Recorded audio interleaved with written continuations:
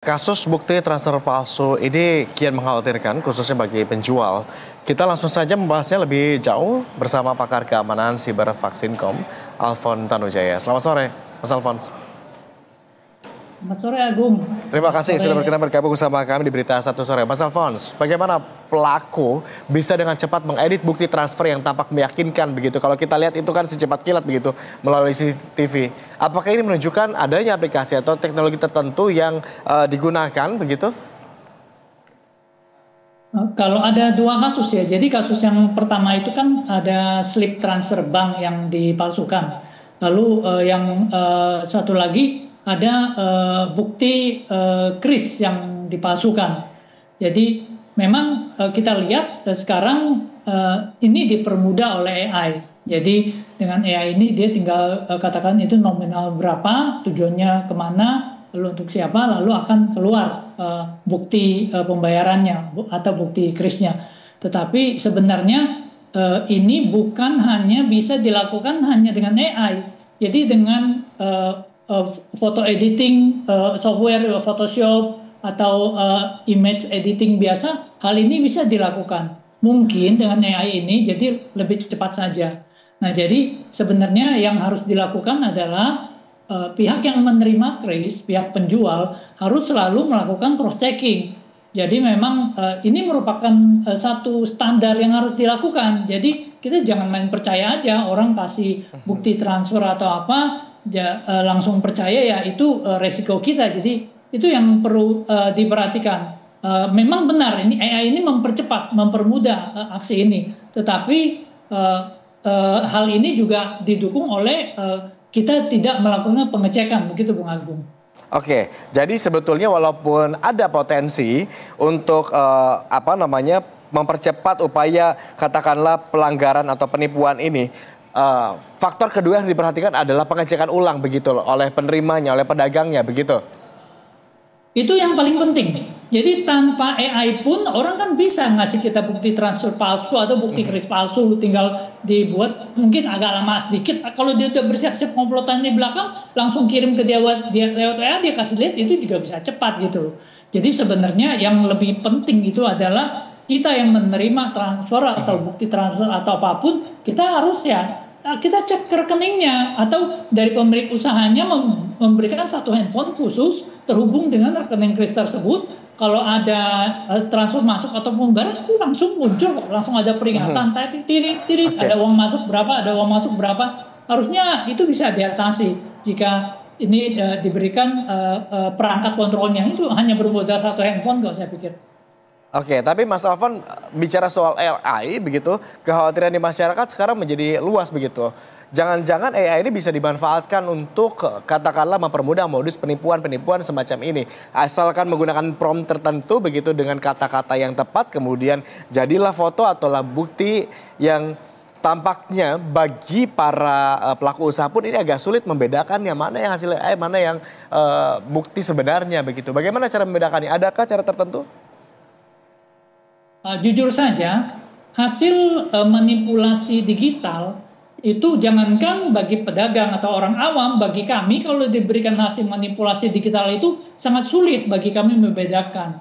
Jadi rasanya memang cross checking itu satu-satunya hal terbaik yang bisa dilakukan. Lalu mengenai AI ini ibaratnya pisau ya, atau senjata. Pisau itu kalau dikasih ke koki kan dia untuk masak ya, berguna gitu. Di tangan preman ya, di terminal, di jembatan dia buat nodong gitu. Tetapi kan kalau misalnya kita ketakutan karena dipakai untuk nodong, lalu nggak bisa pakai pisau, jadi kita nggak bisa masak lagi dong. Jadi kita susah juga. Begitu juga dengan AI, manfaatnya banyak sekali, salah satunya memang disalahgunakan. Tapi kita jadi harus berhati-hati, kita harus cross checking, sama aja. Kita ke terminal atau ke jembatan, lihat kalau sepi kita nggak usah lewat gitu. Kenapa? Nanti kan ditodong. Kira-kira seperti itu analoginya. Oke, tetapi kalau yang profesional aja sulit membedakan mana hasil generate dari AI dan mana yang bukti transaksi yang asli begitu. Apa kemudian langkah-langkah yang bisa diambil oleh pelaku usaha untuk katakanlah memverifikasi keaslian bukti transfer sebelum menyerahkan barang kepada pelanggan? Mengecek riwayat transaksi kah begitu atau seperti apa? Jadi pemilik usaha jika itu rekening dia bisa langsung cek rekeningnya. Jika yang mengecek anak buahnya mungkin harus mengontak dari pemiliknya WA atau apa. Atau kalau memang terlalu banyak transaksinya, bisa sediakan satu handphone lalu terkonek ke rekening kris tersebut atau rekening bank tersebut dan penjaganya bisa langsung cek gitu loh. Jadi memang dari pemilik usaha perlu melakukan langkah supaya penjaga atau petugas karyawan yang ditugasi untuk menjaga usaha itu memiliki sarana untuk mengecek. Jika tidak diberikan sarana itu lalu menjadi korban penipuan, harusnya pemiliknya juga tahu bahwa secara tidak langsung Anda juga mempermudah ini. Anda mau dicek Anda lagi kemana nggak bisa gitu ya.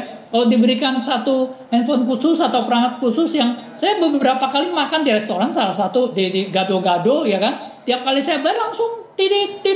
Nah dia juga tahu ada uang masuk begitu loh. Jadi kira-kira hal seperti itu yang harus kita lakukan, Bung. Oke, terakhir mungkin apakah kemudian sudah saatnya khusus untuk wilayah verifikasi ini begitu campur tangan pemerintah, misalnya memperketat agar aturan transaksi digital, ada regulasi yang baru atau penggunaan aplikasi editing yang dibatasi, atau bagaimana caranya menurut Anda? Kalau untuk membatasi aplikasi editing rasanya agak sulit ya, kurang realistis kan, terlalu luas. Tapi mungkin dari kris ini yang diselenggarakan oleh Bank Indonesia, kalau kami lihat sistemnya juga udah cukup baik, udah ada sistem verifikasinya, ada pembuktiannya. Jika orang ingin melakukan pemalsuan juga dengan QR code lalu di-scan dengan aplikasi kris juga itu sebenarnya nggak bisa gitu. Sebenarnya sudah diberikan barriernya dengan cukup baik. Hanya penipu ini memang akan selalu mencari cara gitu loh. Caranya ya tadi dia pura-pura udah scan, mau dicek dia nggak mau kasih gitu, bilang udah bayar. Nah satu-satunya cara ya tadi, jadi harus diberikan petugasnya, penjaga tokonya perangkat atau sarana untuk melakukan pengecekan. Apakah mau hubungi pemilik rekeningnya, apakah dikasih handphone untuk mengecek bukti transfernya atau sejenisnya. Kalau tidak ya jangan ragu-ragu, dia tolak aja. Mohon maaf nih nggak bisa. Kan saya kalau tiap makan juga banyak kan, Pak boleh nggak izin kamu foto bukti pembayarannya? Boleh, silakan, karena kita nggak nipu. Kalau orang nggak mau ngasih itu ya Anda perlu curiga. Oke. Terima kasih kalau gitu Pak Alfons sudah berbagi insight pada sore hari ini. Tetapi tadi satu catatan penting begitu, bahwa pedagang, penjual pun perlu melakukan recheck, mengecek ulang begitu ya. Jangan iya aja begitu ditunjukkan bahwa ini bukti transfernya sudah ada begitu ya. Selamat kembali beraktivitas Pak Alfons. Selamat sore.